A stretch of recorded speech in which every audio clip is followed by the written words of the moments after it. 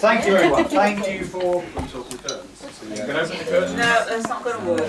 It's just rather warm in here, so we're trying to get a bit of... We want to put the lights on, whatever you find. Good. Firstly, thank you all for coming here tonight. Thank you for cramming in all together. I'm a very proud dad here today with George and Eden. I've got 3 public service announcements to make to start with. As Jason just said to me, if there's a fire, what do we do? Get the hell out of here. We're going to die. There's no way we're going out the door. We'll open the window, so we've got that. Secondly, people keep saying to me, why have we got our Christmas decorations up? James, we're perpetuating, where's my friend James? This view, James thinks we're like some Catholic sect. Actually, technically, Christmas doesn't finish in the church calendar until the 2nd of February. And that's the reason.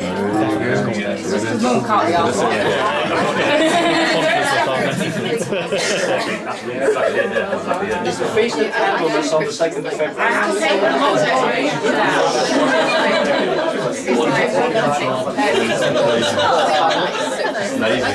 And thirdly, is a public health warning. Some of you are here for kind of our family gathering for the first time, and it's great to have you here. Some of you have been before, and Andy, you know Andy. Andy was there, wasn't he? Absolutely. You've been before, haven't you, Andy? Absolutely. He's been a few times. Speeches, he's been to thick and thin. Yeah. Speeches, short, long. Performances, prom night. Speeches can vary in length. You could be here a while. Yeah, exactly. You could be here a while. February to what? You're all here to get the Christmas decorations down. And put them in the loft. A few days ago, George messaged me. So I hadn't planned to say anything, but George messaged me and said, Dad, will you make a speech? Will you make a speech? So I had to quickly gather together a few thoughts. And we've been working on this before. But I also, the realisation hit me. I thought, how am I going to avoid duplication between this and what I'm going to do at the wedding when it happens? Now, on current trajectory, the wedding's going to be about 2028, 2029. But I thought, how am I going to avoid duplication with my 2 speeches? And then I thought, hang on, I don't get a speech, do I? No, you don't. I don't get a speech. No, you don't. So you get a bit Louise, you know me. How crushing a blow. How crushing a blow was that realisation. I was low. So I thought, I've got to put a bit of meat into this one. I also made some notes to make sure I recover things. But I haven't got my glasses, so I can't really read what's on it. I do think what we're going to cover seriously, and what words of wisdom can I share? Because we've been together, married now for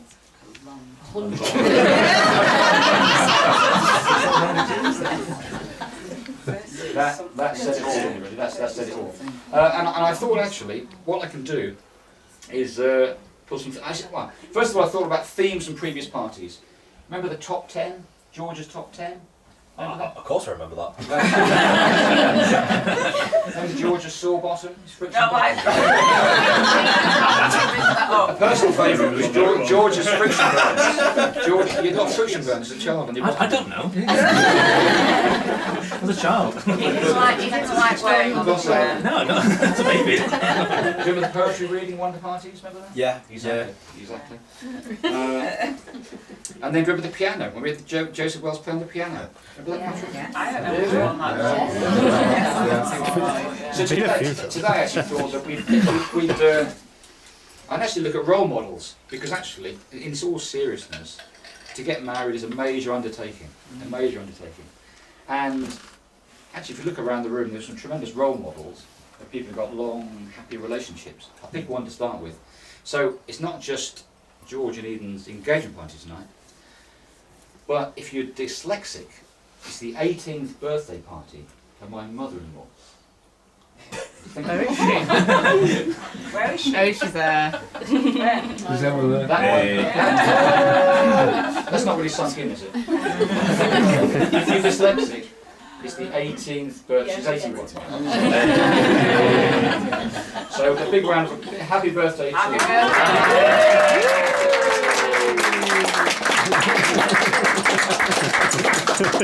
And if there's one lesson that I take from their relationship, if you met my father-in-law, then it's about patience and perseverance.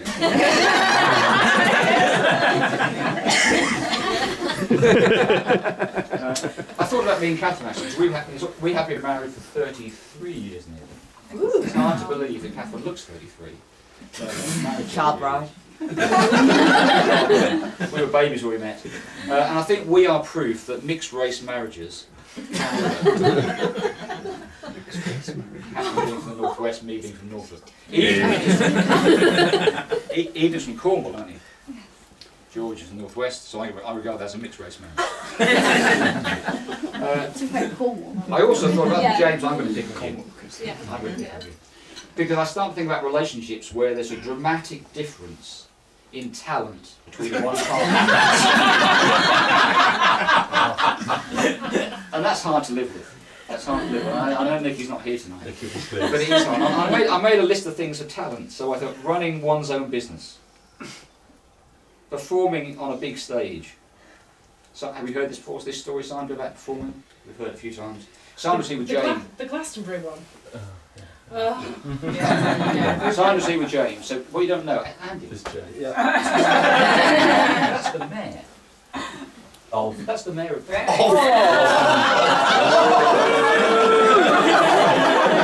Norfolk.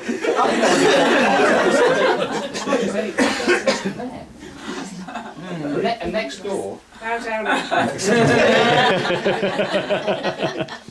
needed the context, sorry. A bloke to the mayor's right, people shout, that's the pointless guy. Now, Sandra's always opening places, and she's next to her is this guy, the pointless guy, basically. Why are you the pointless guy? Because I was on pointless Exactly. rather than nihilistic. That's exactly right. You are, because you're on pointless, you're not pointless at all. Being on TV. Being successful at elections. Nicky's done all these things. And God, James, you must feel it must be difficult for you to live with this. Where am I going? Patrick. So for this Patrick. I told him not to do this.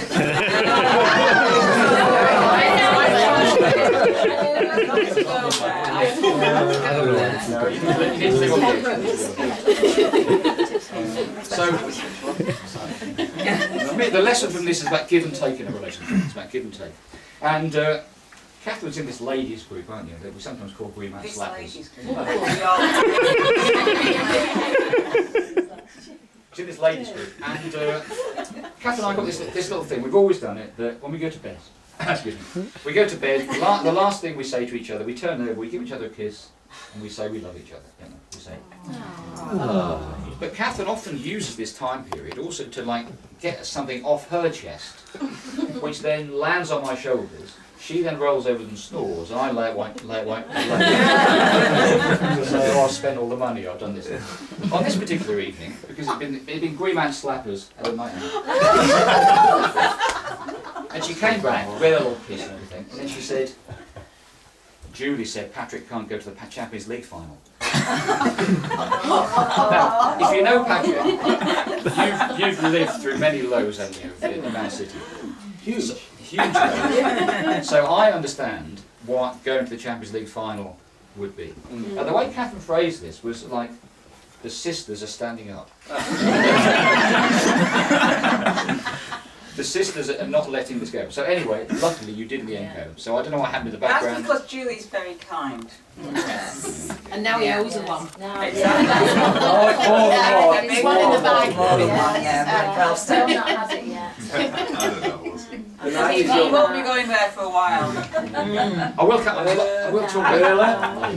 I'll talk about George and Ian in a second, because I think it's important. One thing is important, is to get to know each other. You've known each other for how long? 6 years. 6 years. So you kind of got to know each other now.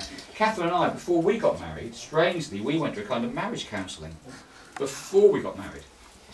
So, Catherine's told me not to say this as well, but I will. Before we got married, we went to 3 sessions of marriage counselling. Bernard Raggett? No, people know about it. So you'd sit there, just me, Catherine. Ben will know. exactly. Where's Ben? And he would give us, he would give us a questionnaire. I've not been to one of these sessions. The counsellor would be there, Catherine would be there, I'd be here, and he'd give you a question, be like, what's your attitude to having children, who's going to do the chores, etc. And you do your right questions, and you go back to him and you talk about it. And in 1 week, and this is the honest truth, and I can't write this down because I can barely believe myself. The question was, if your partner does not want to, and it said make love with you. Oh my God.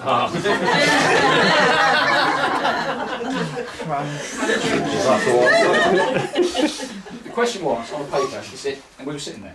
If your partner does not want to make love with you, what do you do? And it had a set of options. It's absolutely true. I actually don't remember this. Don't you? I remember it. I can't look Bernard in the eye at all. And a set of options. The first one was, he said, you should force her, it's your right. No. It did.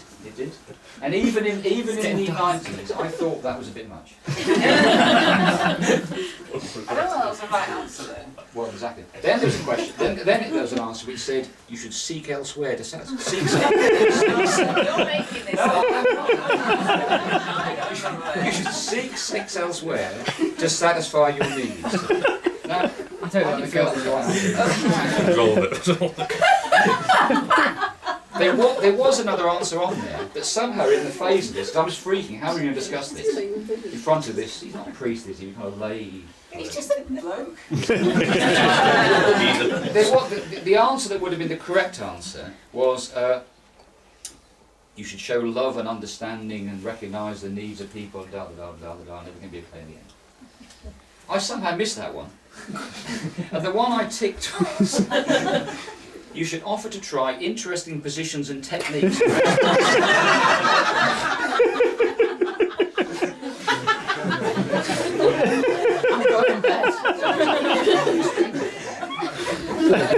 And believe me, if you'd missed the one that was the right answer, which I did, and the alternatives were force her to do it, or seek sex elsewhere, that was definitely the best option. Anyway, This was just somebody you met in a pub. this is Bernard Raggett. I see him. I'm Bernard Raggett. Yes, the guy in the pub. He lives at Holcombe River. Oh, that's Bernard, yeah. He's an outstanding pillar of the community. But when I look him in the eye, when I walk and see him, I know in his mind he's thinking pervert. Everyone thinks I'm Every day, yeah. We had the force back to Bernard. Bernard went through all the questions about age and everything and how many children you want. This one, he looked and went, oh, well, we think we'll carry on now. we never did discuss it. So, anyway, why have we got a chair here? I've got a chair here for a reason. So, what does the name Derek Beatty mean to you? Derek Bater. Derek Beatty. Oh, yeah. Mr. and Mrs. Harry? What's Harry? Here we go.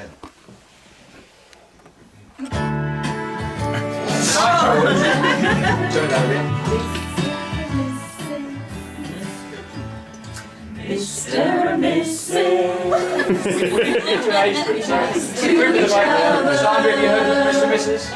Mr. and Bruce, have you heard of Mr. and Mrs.? Oh. Gotta love one another. Okay, turn it down. So we're going to play a quick game of Mr. and Mrs. before we hand over.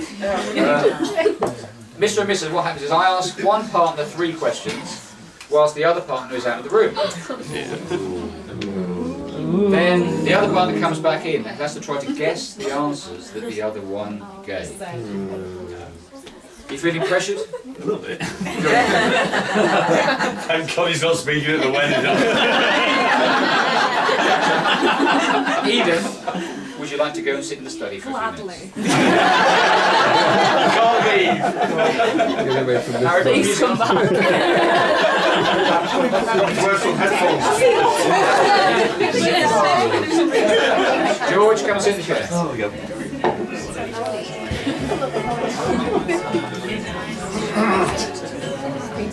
I was going to put a Derek Beatty suit on, but I was lost on you the other night. There are 3 questions. Okay. First question.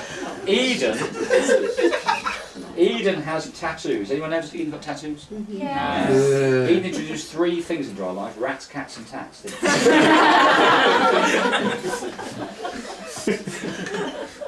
On Eden's right arm, what tattoos does she have?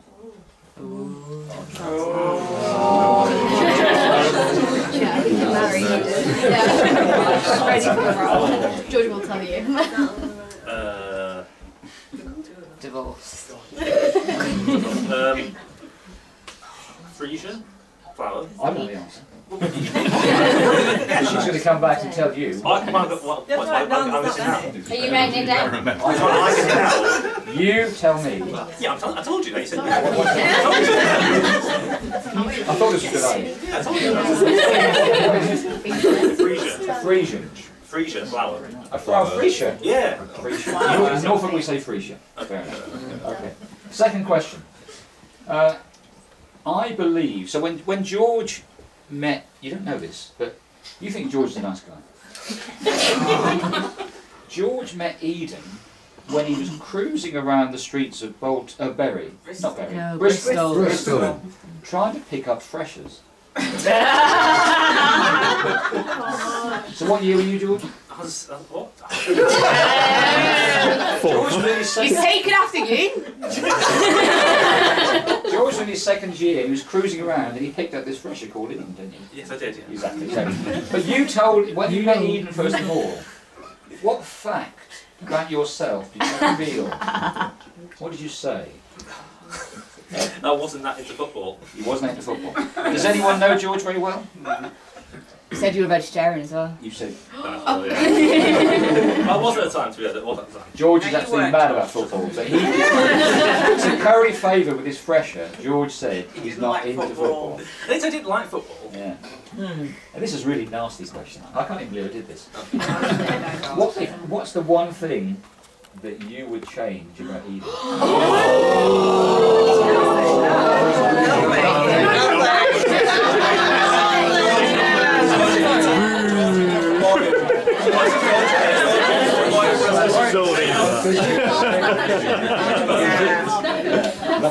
Say nothing. Nothing. Careful, George. Absolutely nothing. I always like a high degree of jeopardy. One right answer. Her father-in-law. George. I think we can answer when you look for their faults and also their good parts, so nothing. Exactly. Can we ease back in,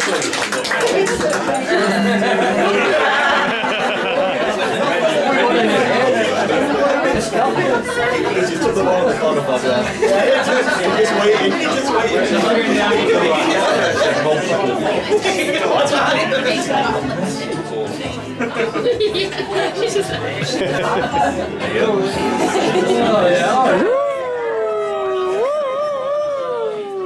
going to have to squeeze, Will. You are leaving now. Run out battery.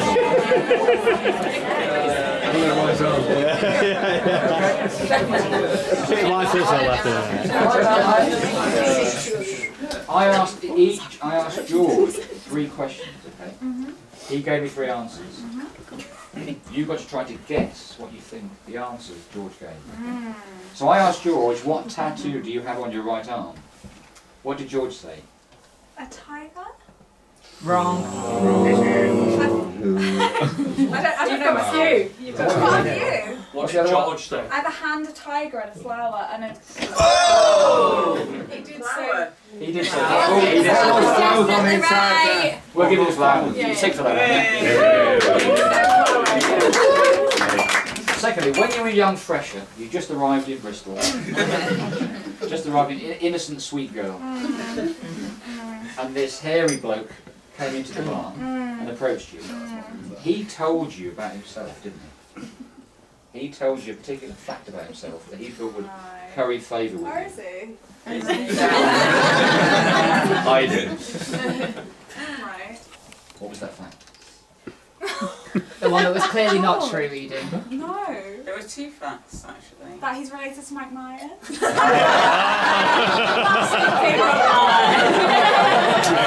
The thing is, if you don't know, that is true. George is related to Mike Buckley. No, didn't he tell you he didn't like football? He told me he didn't like football and that he was vegetarian. And I think you then. I fed him vegetarian food for ages. And then I came here and I went in his room and he had all them posters and all the Liverpool stuff and I was just sat there like, what? And then the third question, I was really cruel. I said, if there was one thing that George could change about you, what would it be? Nothing at all. Exactly.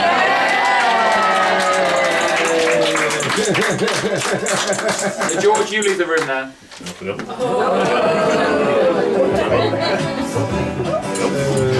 done.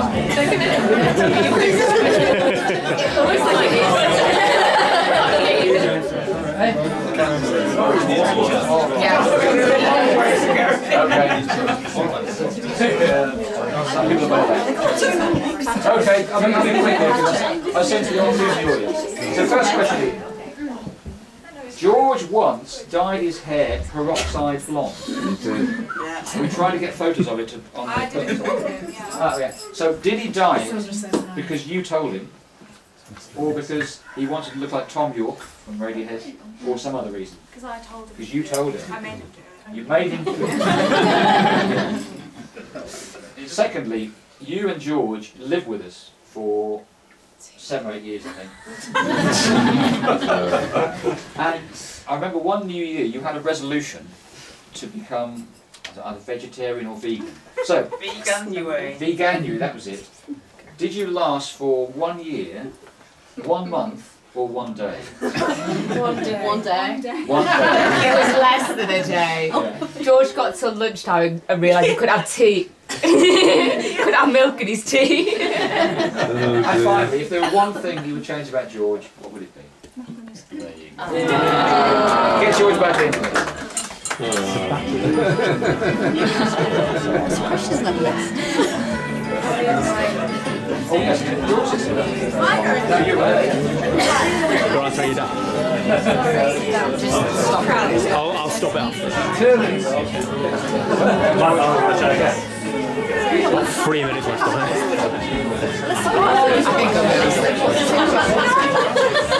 Just whip it out on your phone. Yeah. Well, here it actually is. I'll be quick here. George, you know the format. The first question was, you dyed your hair peroxide blonde once. Twice. It was quite a sight. Why did you do it? Was it because Eden told you to? Because you wanted to look like Tom York from Radiohead? Or some other reason? I think she wanted to, really. What was that? I think she wanted to. What's the first option? Eden told you to.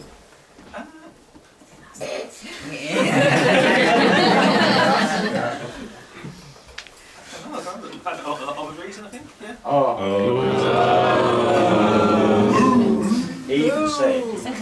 Eden said that she told you to. Oh. You've got to answer one of the questions. One of the answers. You're lying. Second question. You lived in our house for a good time. I tried to blot out the line. There's a long while you need. And you decided to go vegan at the start of the year. Did you last for 1 year, 1 month, or 1 day? As 1 day, yeah. 1 day. And finally, if you had to change one thing about Eden, what would it be? Nothing. Well, there you go. You didn't say that with conviction. Right answer. I'm gonna have to end